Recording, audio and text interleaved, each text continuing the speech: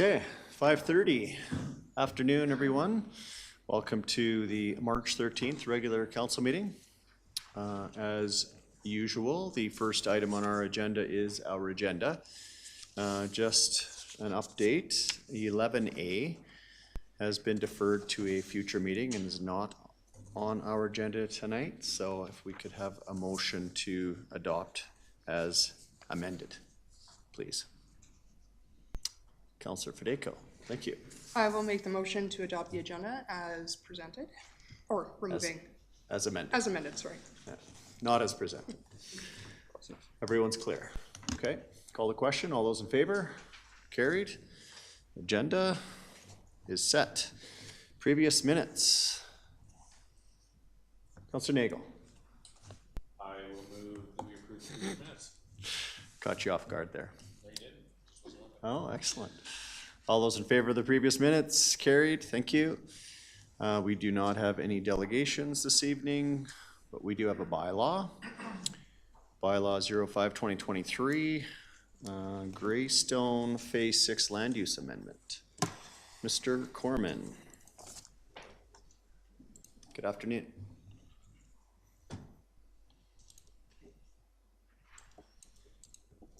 Good afternoon, Mr. Mayor and Council. You're right. This is second and third reading for Bylaw 05-2023. You've seen this presentation at the Committee of Whole meeting. First reading, there was a public hearing that happened as well, and the developer did a presentation. There were no public members that spoke at the public hearing. This is the area neighborhood plan, and as you can see in the dotted line, this is phase 6 of the land that's being proposed for the amendment. We are looking to bring 4.42 acres change from special industrial to residential low density, 4.2 acres from special industrial to residential mixed district, and a small portion of 0.18 acres to park recreation. So the recommended action tonight is that council gives second reading to the bylaw and third reading to the bylaw, and I can answer any questions if you have. Thank you, Mr. Corman. Deputy Mayor Reid. Thank you. I would move second reading of Bylaw 05-2023. And may I ask a question? Mr. Corman, can you tell us the differences between the density of the two different? Can you run that by us one more time? Yes, I can. Oh, I thought I had it on the slide here. One is when you have the residential low density, that typically has single detached dwellings only, and the residential mixed use has permitted uses up to 4 units. And what I was curious about was what is the density? I would have to get back to you on that as Okay. far as those two districts go. Mr. Hyman, do you know? I don't know off the top of my head. We can certainly get you that information. Okay, thank you. Yeah, not that it influences my decision, just curious. Thank you. Deputy Mayor, just for my own understanding, what are you asking specifically? If we know what the density targets are for that area. The whole area? Yeah. Okay, yeah. Oh. Well, the density targets for the entire area are consistent with our municipal development plan, so that's 8 to 10 units per acre. Okay. So it would be consistent with that. I thought you were looking for the density specifically in that area for the residential low density as well as the mixed use. So, sorry, yeah. I thought you were looking for a little bit more detail than I had right at this moment. Thank you, that was useful. Thank you. Councillor Federico? Not necessarily a question pertaining to this, but at some point, could we maybe just get for the public kind of where Greystone was originally proposed to where it has all changed to now? Just because we've seen a bunch of different amendments come to the plans, right? So I think that it would be just great from a public perspective if they could see kind of the before and the after and what that looked like. We can certainly do that. Okay, no other lights on, no other questions? Call the question on second reading. All those in favor? That carries. Deputy Mayor, you want to carry on with third? Yeah, Final I'll move third reading of Bylaw 05, 2023. All those in favor of giving third reading? And that carries also. Thank you, Council. Thank you.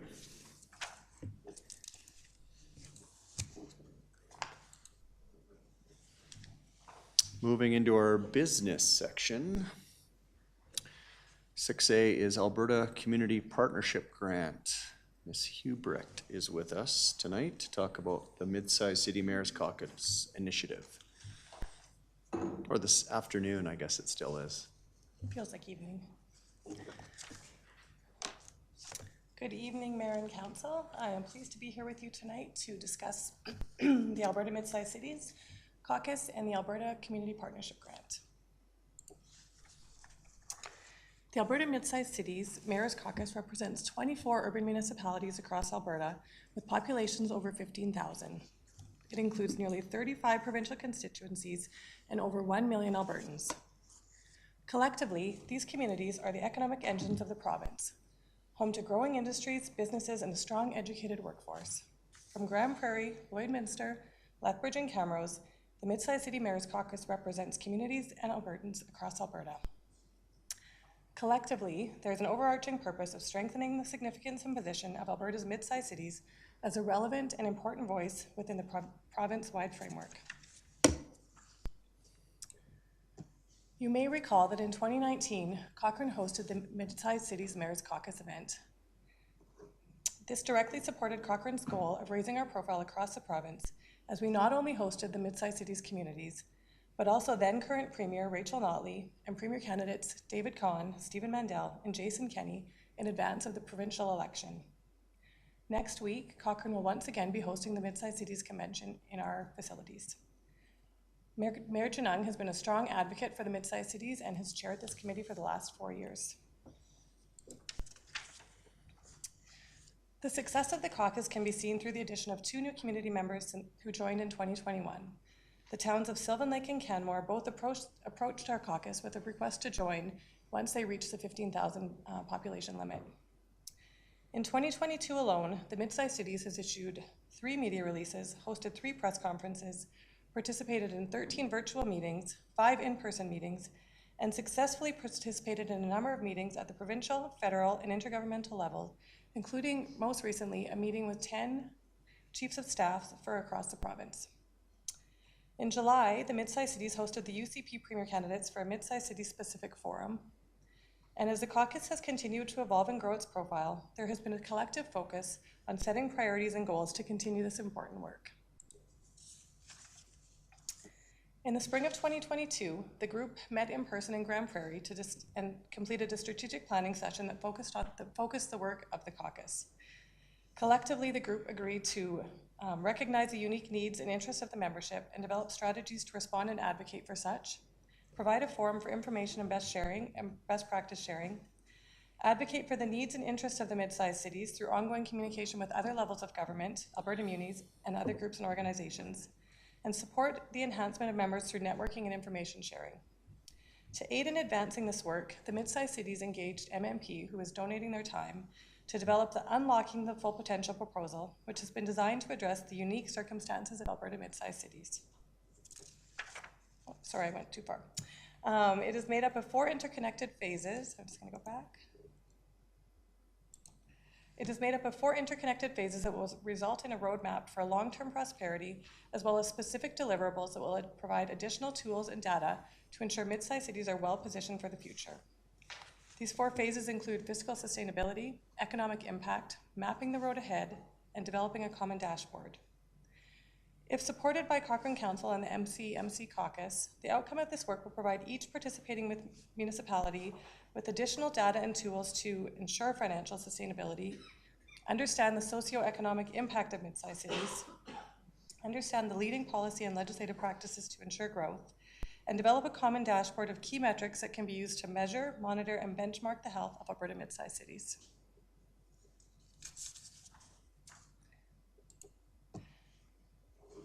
Alberta mid-sized cities are seeking Council's endorsement to apply for a community partnership grant, specifically to unlock the full potential of mid-sized cities.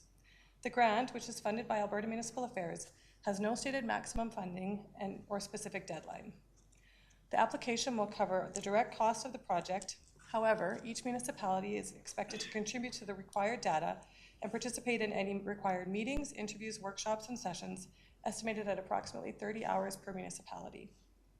The project oversight costs will be covered by the financial commitments that we've already contributed to the mid-sized cities, which is $2,000 annually. In addition to ensuring this initiative maximize a collective value for all mid-sized cities, each participating municipality will also receive an individualized municipal financial sustainability profile with benchmark data and a key metric dashboard with benchmark data. This information is invaluable to Cochrane as it helps us to really drive forward our own advocacy efforts and have the information we require to support that.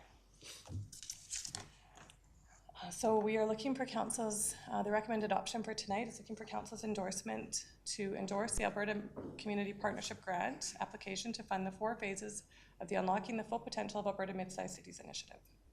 That's all I have, thanks. Thank you. Councillor Flowers? I would like to make the motion that council endorses the Alberta Community Partnership Grant application to fund the 4 phases of the Unlocking the Full Potential of Alberta Mid-Sized Cities initiative.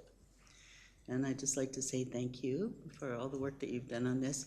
I've seen so many examples of you bringing back information that's really helped us with all the work that we're doing, and thank you for going the extra mile on that. Thank you, Councillor Flowers. Wow, okay. Well, I'll fill in the void here, just not to repeat everything that Kristen has said, but it's been exciting to watch the 24 municipalities in action, and we have been seeing trickling in over the past couple of weeks. Other communities, councils passed their motions to endorse this initiative, and just look for council support tonight. I'm looking and not seeing any lights on, so I assume that that is support. We'll find out in a minute, but yeah, I think I've spoken at length about the value of this group, and one of the things that we're planning to do next year, and I'll kind of a little bit of a preview of my mayor's report tonight, is the Mid-Sized City Mayor's Summit in January 10th of next year in Canmore, where all of council would be invited, and it would be a mid-sized city specific issues driven convention in Canmore. So we're just starting to put together the details of that, but that's some of the stuff that we've been up to, and this grant will go a long ways in proving and having real data that we can take to the provincial government and other levels of government for funding to say and prove to them just exactly what we are as communities and how important we are to the province. So, but Kristen said it much better than I just did. Thank you for your report. I've eked out a question from you, Deputy Mayor. Actually, not a question, just a comment, and not to belabor the point about thanking you for all your work in this area, but to say that the value of the mid-sized cities, from my perspective, is that we've got a group of collective communities actually dealing with provincial government in a way that the cities of Calgary and Edmonton have for years been catered to. And I think it's about high time that this province, and particularly our provincial government, recognize the value and the numbers of communities and peoples in those communities as associated with the mid-sized cities group. And so I really applaud your efforts and the efforts of that group in terms of being able to move this needle in the right direction for our community and communities like ours. So thank you. Okay, thank you for that. I'll call the question. All those in favor? That carries unanimously. Thank you. Thank you. I should point out, sorry, Councillor McFadden is not with us tonight. Probably figured that out at home already. Moving on. 6B, Historic Ranche and Glenbow Pathway Improvements. Mr. Ham. Good evening, Council.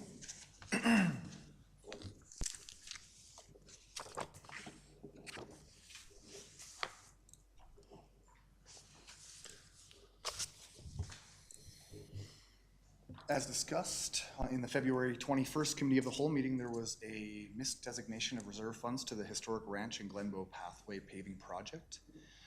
The basis of the increase is related to Council's approval in March of 2022. Administration is recommending the council approve an additional $150,000 in reserve funds to the 2023 capital project budget to reflect the March of 2022 resolution of council. Thank you, Mr. Ham. And we've seen this in previous meetings, so should not be a new item or a surprise to anyone around the table. Council, look for a motion. Deputy Mayor Reid. Just filling the pregnant pause, I'll move that the council approve the additional $150,000 to the 2023 capital project budget to reflect the March 2022 resolution of council. If I could ask a question. Please. Just for the interest of the public, the first paragraph, it says it's unfortunate that $550,000 was not reflected accurately on the 2023 capital budget. I was wondering if you might offer us an explanation, Mr. Ham. Yeah, that's no problem. We broke the project into two parts. One part was for the construction of the pathway improvements, and the second part was for the wayfinding portion of the project. When we were setting up the capital program or the capital budget for the actual project itself, we failed to include the wayfinding portion of the project, and that was not carried forward into the capital planning portion. It was just an oversight on our part. It was the approval was made through council's resolution in March, but we just failed to make that close that loop in the capital budget. So the lesson learned moving forward is what? The lesson learned for us moving forward is collecting all of our data in one place and then distributing it to the capital program together. Okay, thank you. And if council were to not approve, we would actually get less funding, less matching funding through the grant, and be able to pull off or have less of a project this year. That is correct. There would be $85,000 removed from the grant from the active transportation fund if we did not approve for the $150,000. The $150,000 is not reflective of all of council's contribution from reserves. It will be a 60-40 split on the budget. Yeah. Okay. All right. We're clear on that. We'll call the question. All those in favor? That carries. Thank you, Mr. Ham. Thank you, council. 6C is the Cochrane Business Incubator Operational Plan. Good evening, Mayor Chinang and members of council. Mr. Corman and I are back again from last week. We're here to just finalize the presentation and provide some additional information for council's consideration. Just get the presentation here. So again, following up on our meeting from last week, I wanted to just do a brief introduction. Very intentionally used a slide of Cochrane Crossing. And why I use this is we initially identified this area as a community gathering spot. With the crossing, we have, in the future, we'll have lots of people gathering in this area. But one of the main focuses is this is also the main intersection for business in our community moving forward. And on top of that, there's some very intentional items that we are going to be delivering on, the foundations and aspirations that are established through the strategic plan, those being intentional relationships, a vibrant economy, and Cochrane's identity. So I felt that that was a really important place to start and just provide some context for the discussion in the operational plan that Mr. Corman will be going over.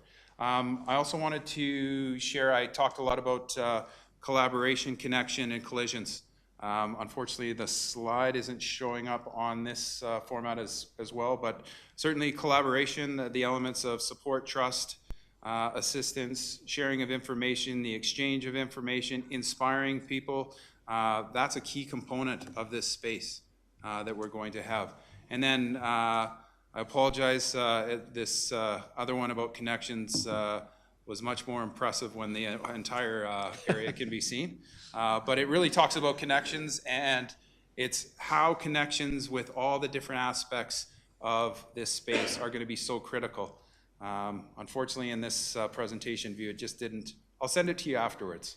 But when we talk about collisions as well, collisions, this is what we're going to look through when we have those collisions. There's the ideas, strategy, the goals, the success. This is what we're trying to achieve within this space. And Of course, we've got our different partners, being the Chamber, Community Futures, Cochrane Tourism, and Innovate Cochrane. However, Mayor Janung asked last week, this isn't our only group, or only 4 groups that we're going to be working with within the space. If there's others who emerge through our relationship building and intentional relationships, there'll certainly be an opportunity for them to be active parts of this great facility for our community as well. But the big thing I wanted to say here is we've got all of our partners in place. We've got the building ready. We've got the operational plan. And what we shared last time was the innovation ecosystem that we're trying to establish within our community. We have a number of non-governmental organizations. We have ourselves. We have industry.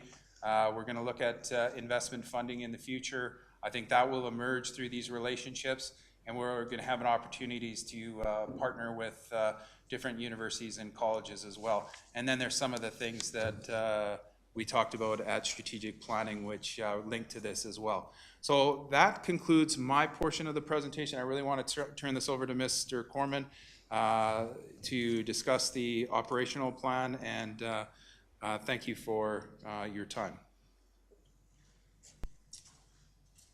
We provided the operational plan in the packet, but I just wanted to go over some of the questions that the councillors had.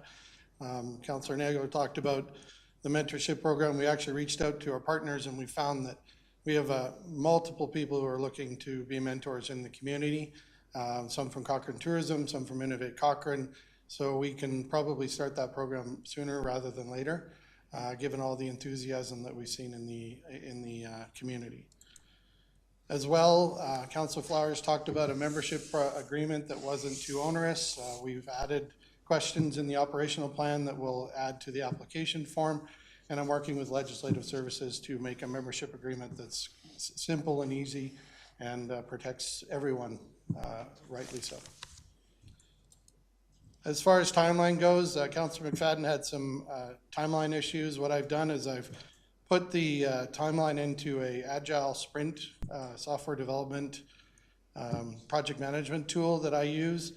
And we're hoping that by the time April ends that we can see the review of applications from the founders and start working to get them into the building and work on communications and marketing right away.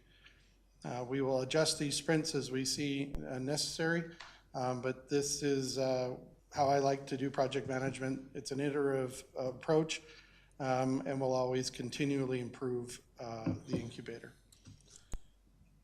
As far as partners go, we have written some language into the operational plan to ensure that partners have an opportunity to emerge. When we open the website for the incubator, we will ensure that there is an opportunity for people to apply to work as a partner with us. As we talked about before, we have an opportunity to work with PrairieScan and Innovate Cochrane for some grant funding. We did also learn that PrairieScan is looking for multi-year potential. They'd like to see a 3-year agreement, and so through the next budget phase of the operational budget for 2024 and beyond, we will work with PrairieScan to see if we can't get some multi-year funding. I believe Councillor Wilson had that question. So what are we trying to achieve here as we wrap up? Mr. Hyman talked about the intentional relationships, the vibrant economy, and our identity. But we're also trying to take our startups in the innovator early adopter phase and breach that chasm to become a solidified business so they can emerge into our economy and make a real splash and help us create jobs, create business, and thrive. So our recommended action today is that Council approves Cochrane Business Incubator operational plan by resolution, and that Council approves the use of $50,000 from operational reserves to obtain a regional innovation ecosystems grant from PrairieScan. And I'm happy to answer any questions that you may have. Thank you, Mr. Hindman and Corman. Councillor Fedeko. I will move option 1, that council approves the Cochrane Business Incubator operational plan by resolution, and that council approve the use of $50,000 from operational reserves to obtain a regional innovation ecosystems grant from Prairies Can. And I just have a couple questions for you. We haven't even started, and so I realize that this might be a little elementary yet, but I'm just wondering if you could kind of explain what kind of the viewpoint or the vision is for how will success be measured for the incubator members, and what kind of updates can council expect to receive? Obviously, this is a pretty exciting thing for our town, and I realize that we haven't even gotten to the application stage yet, but I'm excited to kind of see what your plan is for bringing this back to council, just so that we know what is happening within that space. Through the chair to Councillor Federico, it's a great question. We do want to achieve some metrics. I think when we talk about collaboration and collisions, we're going to talk about how many meetings we had, how many events that we had, how many connections did we make. When it comes to the incubator members, they will be unique to that member based on where they are within the startup community. So if they're in the ideation phase, maybe it's a business plan. If they're in the early seed stage or pre-seed stage, they may have that plan. So they may have different metrics, but we'll ensure that those metrics are achievable and that they have the desired outcomes with the objectives that we've put in the operational plan. And I can see a council update every 6 months, potentially even with the development services report that you'll see come out in every quarter. So we'll ensure that you have lots of content available to share.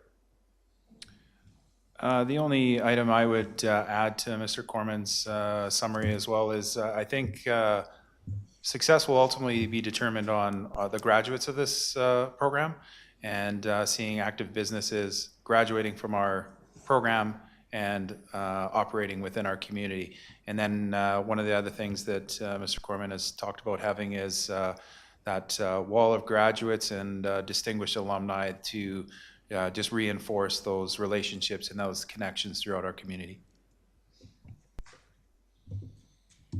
Back to you, Councillor Federico.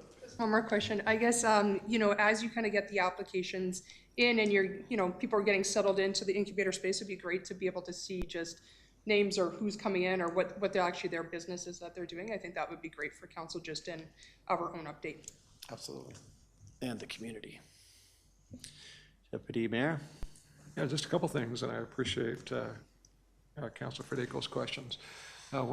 When we visited a like incubator at the University of Waterloo, or in Waterloo, they had a fairly detailed report. Mind you, they have many, many years of experience ahead of us, but I'm assuming you've had the opportunity of being able to have network with them in terms of that report? Through the chair to Deputy Mayor, we have had a conversation with Velocity, and they have shared some of their reports. Perfect. We will look for more as we look to Platform Calgary. We are building relationships with them. I had a call with them last week in regards to some of their programming as well as some of their documents that they can share with us. So we are actively looking for opportunities to share resources. Great, thank you. I had two questions if I could.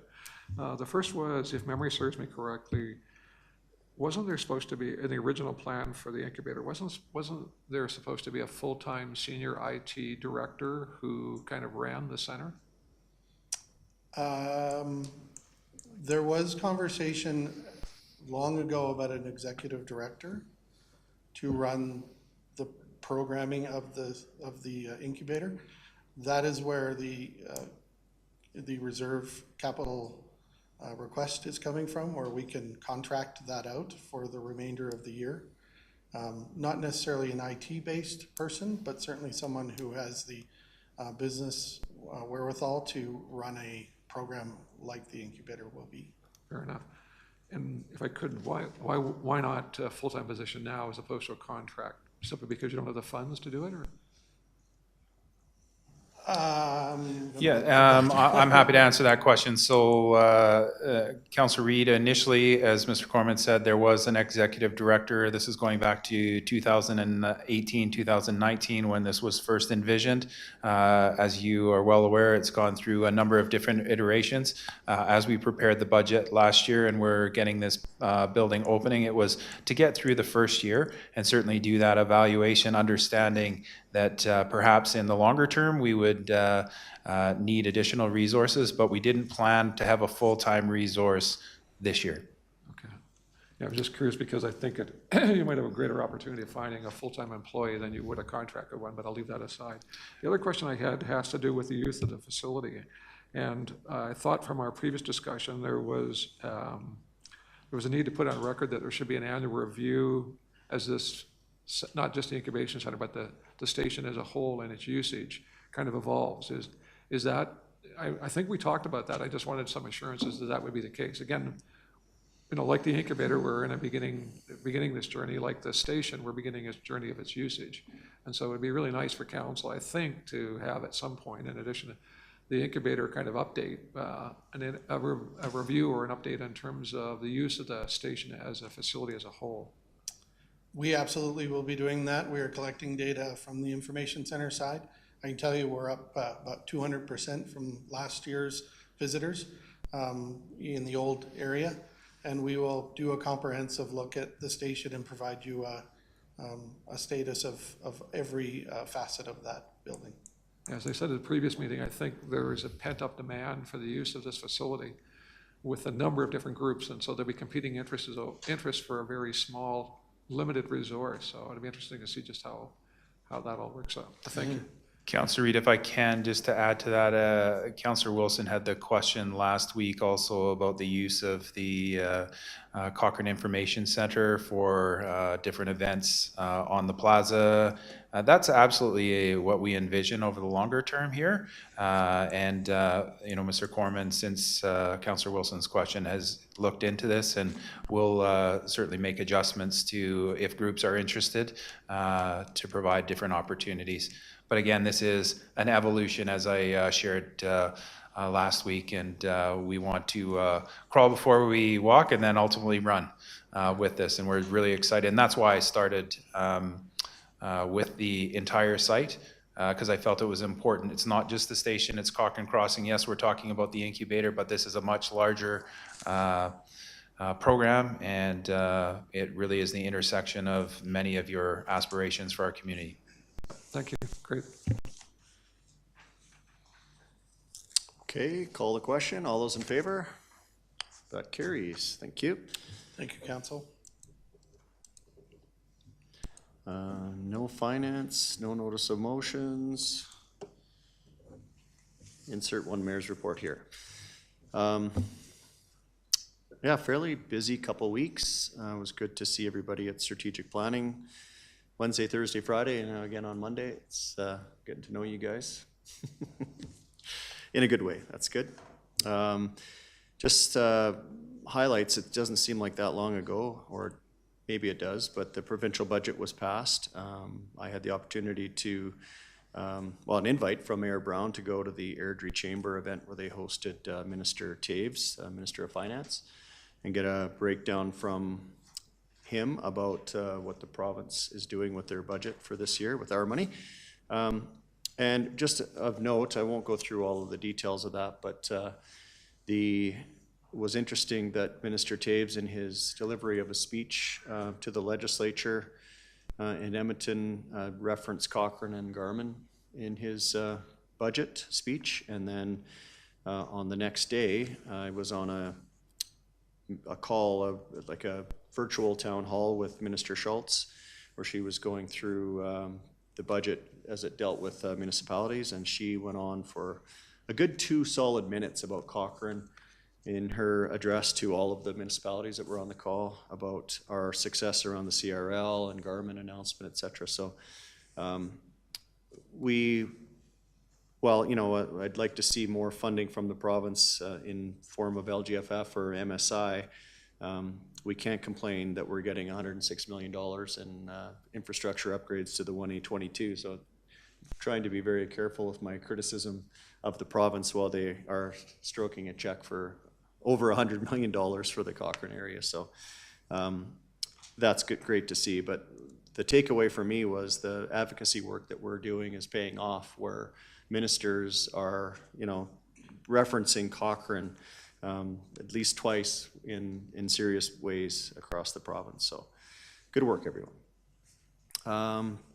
Again, last week, tied to the budget is Minister LaGrange, and I think I gave each of you an update on what the Minister of Education had to share with me on a phone call last week. But the takeaway from that, and I saw a news article about it, so I'm not speaking out of turn, but the short story is that Rocky View School Division was approved for 4 schools for the pre-planning cost of those 4 schools. So 2 in Airdrie, 1 in Chestermere, and 1 here in Cochrane. So great news for us on that front.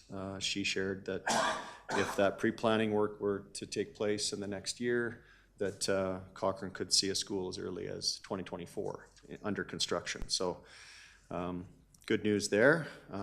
Not our lane, but affects our community. So I'll just leave that at that. Ms. Hubrecht did a good job in her presentation about the ACP grant with Midsized City Mayors Caucus. We are hosting that event next week with the party leaders. Council should have the invitation to that in your inbox. It's going to be awesome to host 24 mayors in Cochrane and their CAOs and intergovernmental staff, and it'd be great to see you guys at that event and hear from the leaders of the parties looking to represent our province in the upcoming election. And that is how I've been spending the last couple of weeks of my time. Highlighted version. Councillor Nagel, you have a report? Yes, something to mention that the mayor forgot is that he and our CAO attended the last library board meeting to just open the discussion about future space for the library multiple years out. And at that point, we discussed the very slight possibility of the clubhouse being a possible option for the library. And in response to that, the executive director of the library, with the unanimous support of the library board, is working to put together a proposal of what they would do with that space for our consideration. So that will appear sometime in the coming weeks, hopefully not months, but it's probably the coming weeks. And I gather that the executive director of the library watches a great deal of our council meetings, so she may be watching this right now. So there you go. As you look skyward. Yeah. Thank you, Councillor Nagel. Don't see any other lights on. I guess that wraps it up for council reports. Thank you, council. We do have an in-camera item, just the one tonight. Need a motion to go in camera. Councillor Flowers, all those in favor of that? That carries. Thank you. We're going to move in camera. We'll take